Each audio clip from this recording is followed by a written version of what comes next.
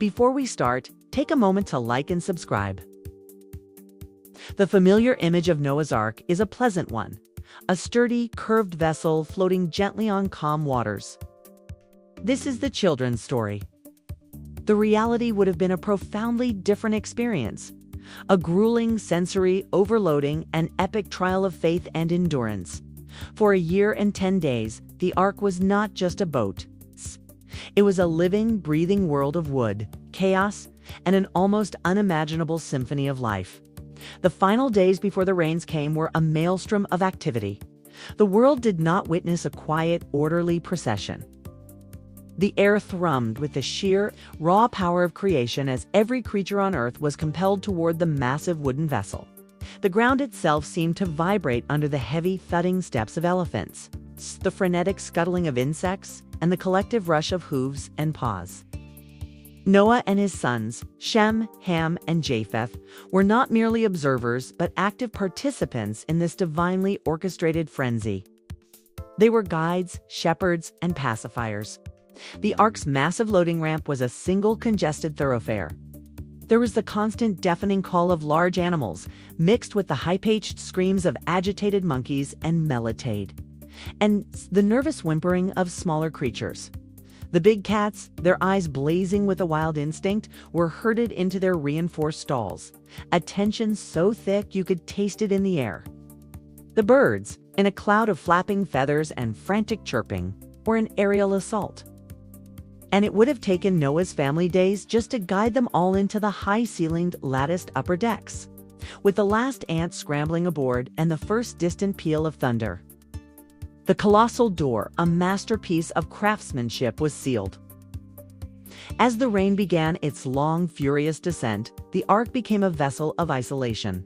They were no longer part of the world. They were its final, rocking microcosm. The Ark's interior was a symphony of chaos. The air, devoid of a fresh breeze, was thick and heavy, a humid mixture of sawdust, hay, and the powerful musky scent of thousands of animals.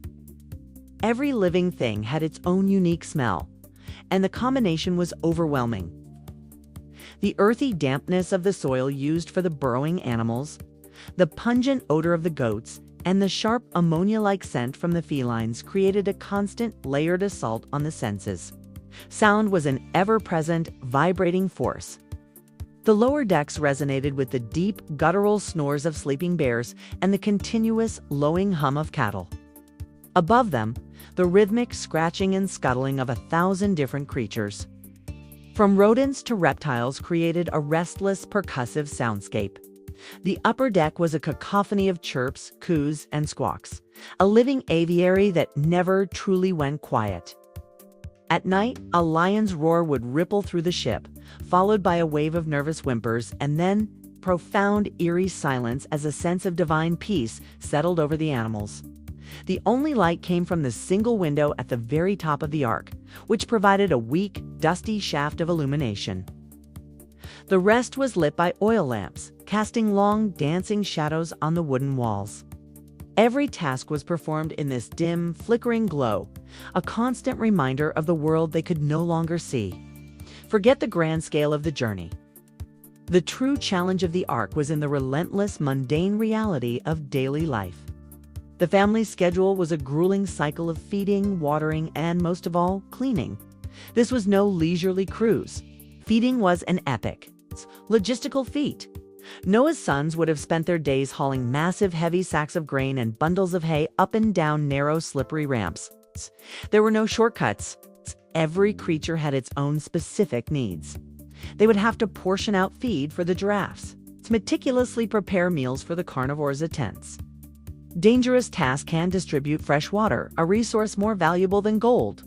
They learned the unique calls of each animal, the subtle signs of hunger or discomfort, becoming master zookeepers under the most extreme conditions. But the cleaning was the most physically and emotionally taxing chore. The Ark's floor, despite clever drainage channels, would have been a constant battleground of mud, hooves, and animal waste. Every day they would have to shovel, sweep, and scrape to maintain some semblance of hygiene, knowing that disease could wipe out their precious cargo in a single stroke. Their clothes were perpetually stained, their bodies perpetually aching. There was no escape from the endless, back-breaking labor.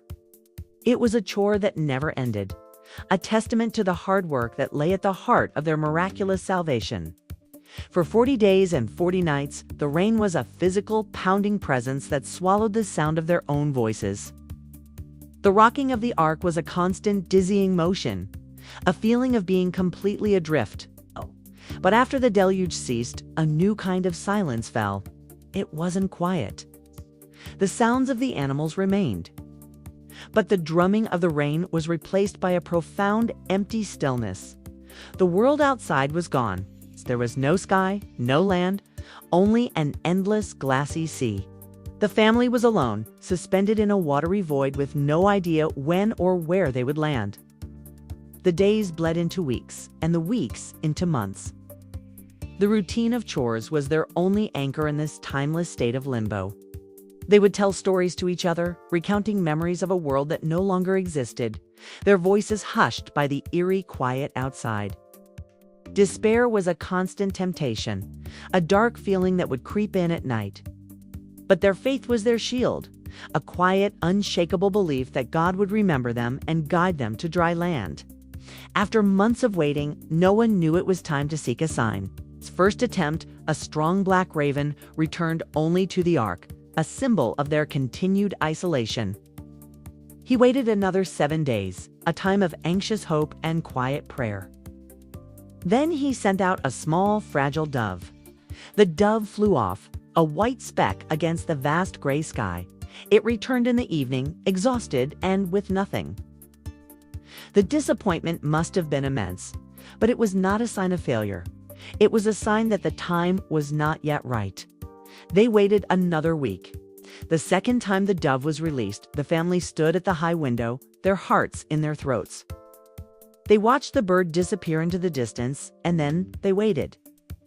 As the sun began to set, a small white dot appeared on the horizon, growing steadily larger. It was the dove, and in its tiny beak was a freshly plucked olive leaf. A collective gasp of relief would have filled the ark.